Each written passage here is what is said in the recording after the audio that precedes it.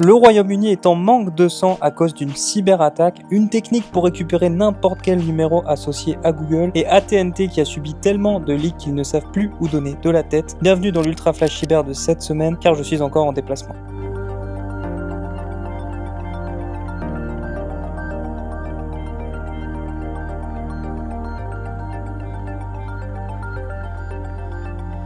Au Royaume-Uni, on manque de sang à cause d'une cyberattaque. Il y a quelque temps, l'équivalent du don du sang au Royaume-Uni a subi un ransomware affectant ses services et ne lui permettant pas de correctement faire le matching entre les donneurs, les poches de sang et les receveurs. Résultat, ce sont exclusivement les poches de type O qui ont été utilisées, provoquant un déficit dans les stocks. Si on ajoute à cela les informations de 900 000 personnes qui ont leak dans cette attaque et que l'attaque a eu lieu il y a plus d'1 an, ce cas permet de bien comprendre les conséquences d'une cyberattaque.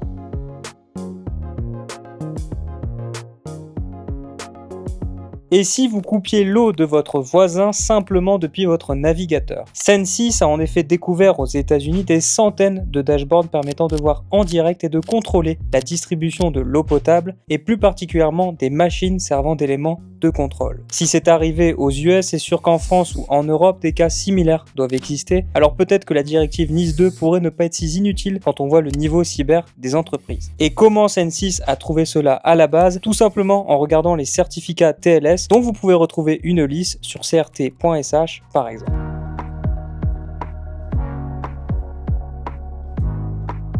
AT&T n'est même plus capable de savoir si les leaks de données sont inédits ou de la redite. Après que ses clients ont subi un premier leak de leurs données en 2021, puis deux en 2024, des attaquants ont cette semaine mis en vente de nouveau des données de l'entreprise. Difficile pour AT&T de savoir s'il s'agit d'un nouveau leak ou d'une compilation des précédents, chose que font beaucoup les attaquants pour revendre en boucle des données pour pas cher. Alors aujourd'hui, l'entreprise a annoncé qu'il s'agirait bien d'un vieux leak, ça fait quand même avec tous ces leaks plus de 170 millions de personnes hypothétiquement concernées.